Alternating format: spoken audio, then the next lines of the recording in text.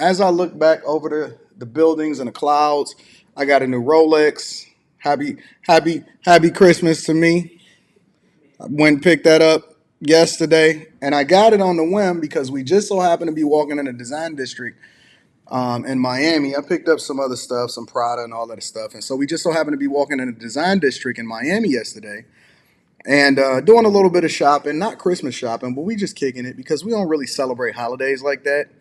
I think that holidays a lot of the times it's for the kids, it's for the family, and a lot of my family they like to travel for the holidays. So it's not even about gifts and stuff anymore. It's about experiences, right? So I went and I picked this watch up yesterday, and so it's beautiful because I was not expecting for them to have my Rolex date sub with the gold and the stainless steel and all of that. This is a beautiful watch, absolutely beautiful, right? Now, it's one of the watches that's been on my bucket list, but I haven't been able to find it, and they just so happen to have it. And so I actually was supposed to buy two Rolexes, but they said that they had a limit of only being able to sell one because they had to make sure that there was some available for the other customers.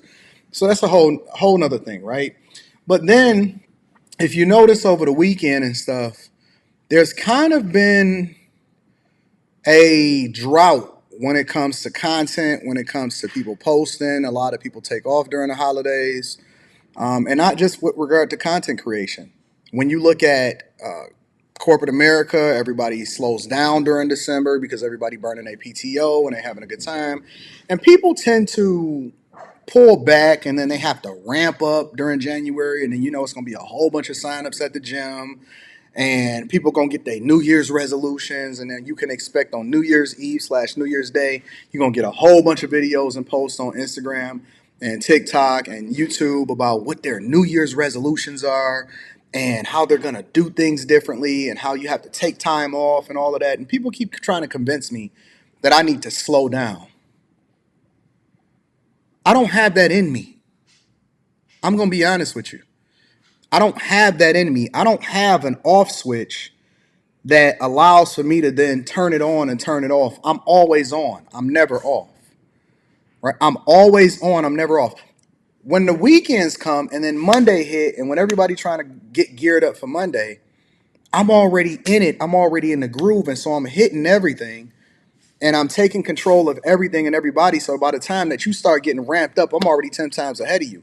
And then I look at the holidays and I look at the weekends as an opportunity to prepare to beat you even more, because not only are we not stopping, I then take Sundays a lot of time in order to prepare myself to continue to hit, right? And so it's a few different reasons why you can consider me a workaholic. I think that that's a Western culture thing.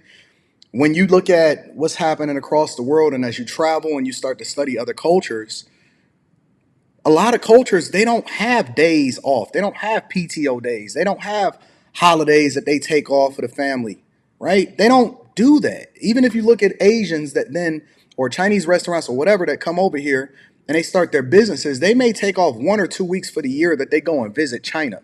But on Christmas and stuff, they are open. And they are one of the only businesses that generate revenue in most cities, not in Miami. In Miami, it's a lot of stuff that's still open.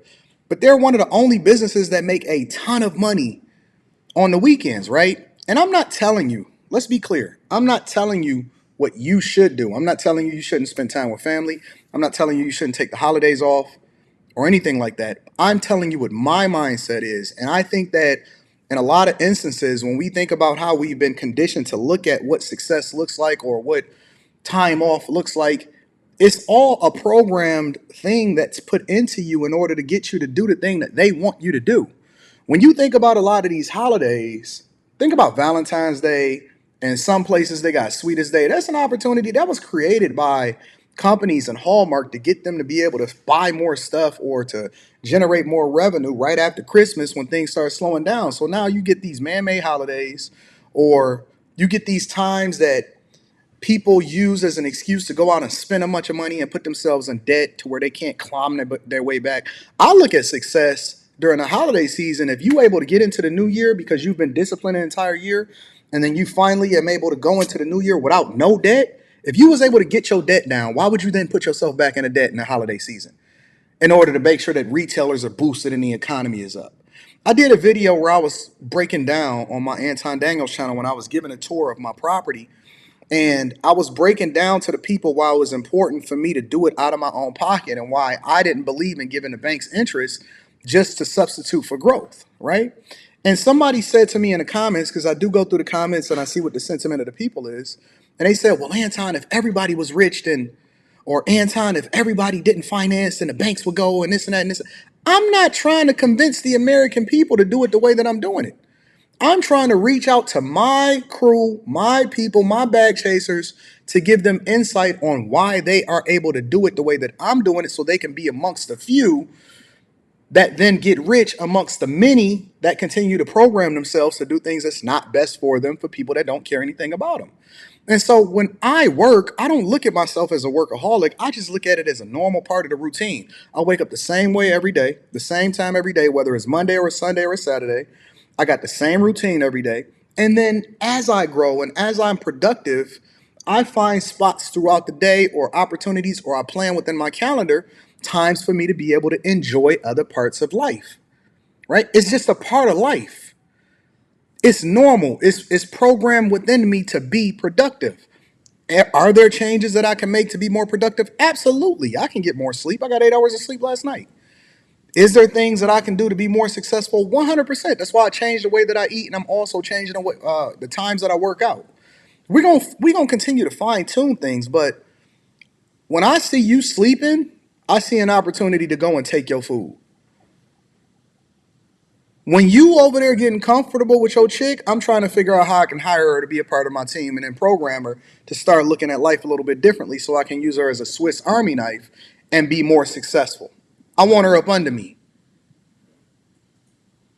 When you over there relaxing and having a good time, I'm trying to figure out how it is that I can take your audience. I don't look at his holidays as a time to just take off. I look at it as a regular day that they then brand so that they can get you to do the things to allow for me to get richer.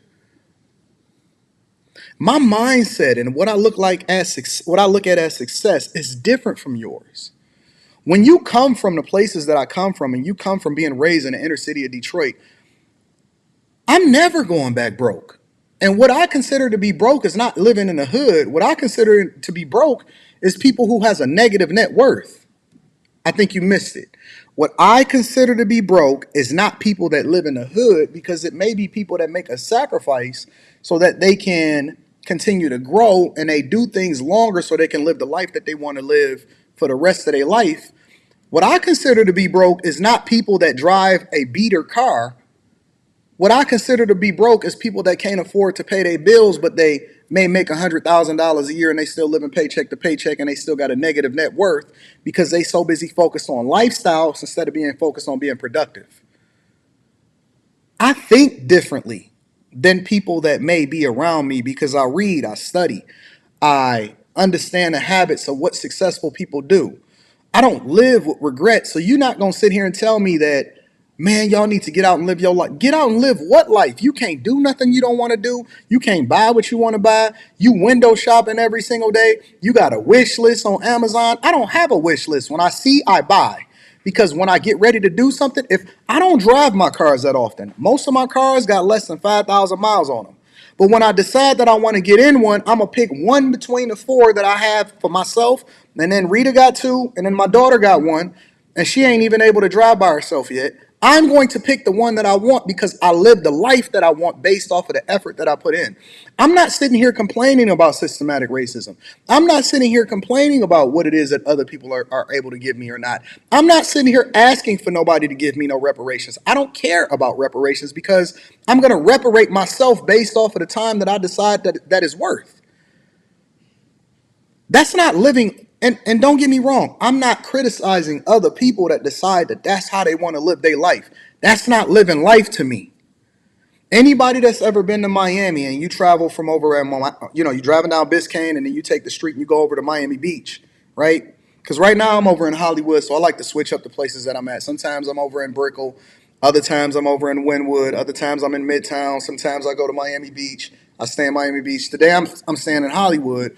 because it's slightly off of the beaten path as far as where all of the stuff is happening in Miami, but it only take me 15, 20 minutes to get into the thick of things. So I'm kind of on a vacation, right? When you look at the view, right? When you look at my view out here and you see all of that water, right? And it's on both sides.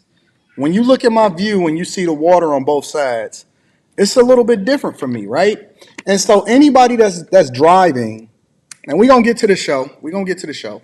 But anybody that drives from Miami over to Miami Beach, usually there's this one house, and every single time that I done came here, ever since before the pandemic, when I stayed here for like 2 to 3 months, 2.5 months, it's you go over the bridge, right? And you go over the water, and it's this boat. And it's this huge grayish blackish boat, and you can see it at the nighttime or you can see it in the daytime, right? And when you see it, it's not like a regular boat. It's not like a boat that you take out on the water or whatever. It's not even like a regular yacht. It's like a super yacht. And when I see that thing, it inspires me. It inspires me. It inspires everything in me because no car, none of these homes that I see, none of this stuff, like that's like F you money. And it don't inspire me in that I gotta have that boat so I can do it. Because it's not just about chasing things, but it inspires me that I can achieve anything that I want based off of my mentality, my work ethic, and being intentional with my time. Right? And so what I want out of life is different than what you want out of life. And as long as you're not doing nothing illegal, then I think that it's okay. It's okay. But I'm different. I've been different my entire life. I don't even look at where I came from and say I never want to be broke again. I'm never going back there.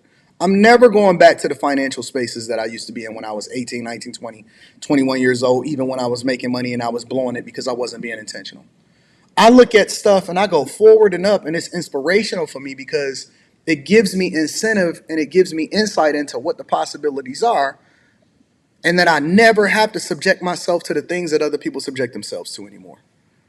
I seen a car, and I was in the store and we was picking up this Rolex, and it was the guy that came in, and he came in with the Virgil Abloh. It was like an Italian guy. And what's up with all of these people here? Like, it's a bunch of like Italian slash Cuban slash guys with slick back hair, and they all are the ones that seem like they got all of the money. That's a whole nother conversation. I'll talk about that later. But he had the Virgil Abloh, not the Virgil Abloh, but it was the colors, right? It was like a clay and grayish, blackish Maybach. And I was thinking to myself, I think I'm about to trade my car in and get one of them because that's the one that I've been chasing for a while.